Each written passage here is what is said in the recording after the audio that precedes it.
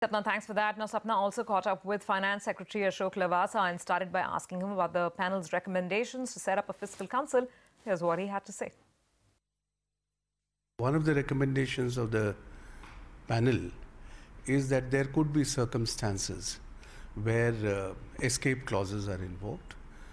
Equally, there could be overall macroeconomic situations, contexts, where a council might be in a better position to make its recommendation to the government based on its assessment of the big picture.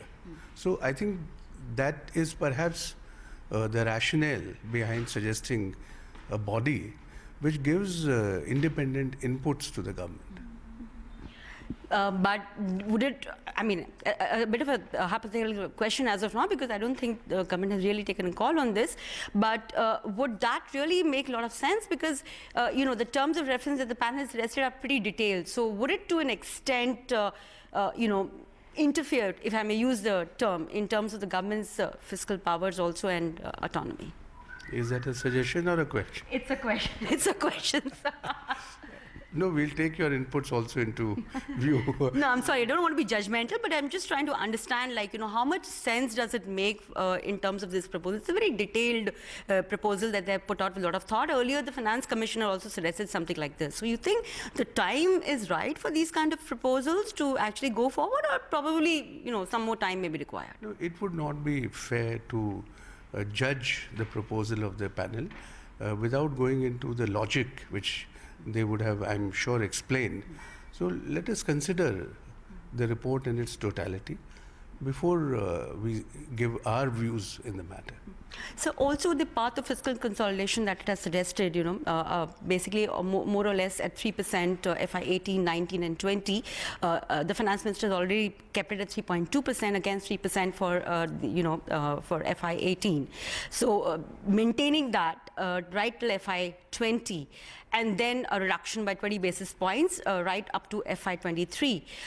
What is your view on this kind of a fiscal roadmap? Does it make sense? Does it really tie up with our requirements, the growth in the economy, and the fact that we'll also have GST coming? So that's going to be a huge game changer down the line. I think the emphatic message that comes out of the way government has managed its finances so far in the last 3 years will indicate very clearly that government is committed to maintaining fiscal discipline.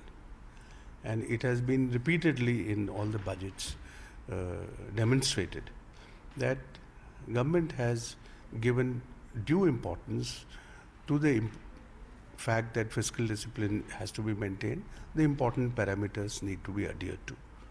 And as you said that in the next year also, in the current year also 17-18, we have said that we'll maintain a FD of 3.2%. Now, that is the overall approach of the government. And equally, the government is mindful of the fact that there are great development expectations. There are requirements of funding social development agenda. There are requirements of infrastructure sectors where public spending would be required.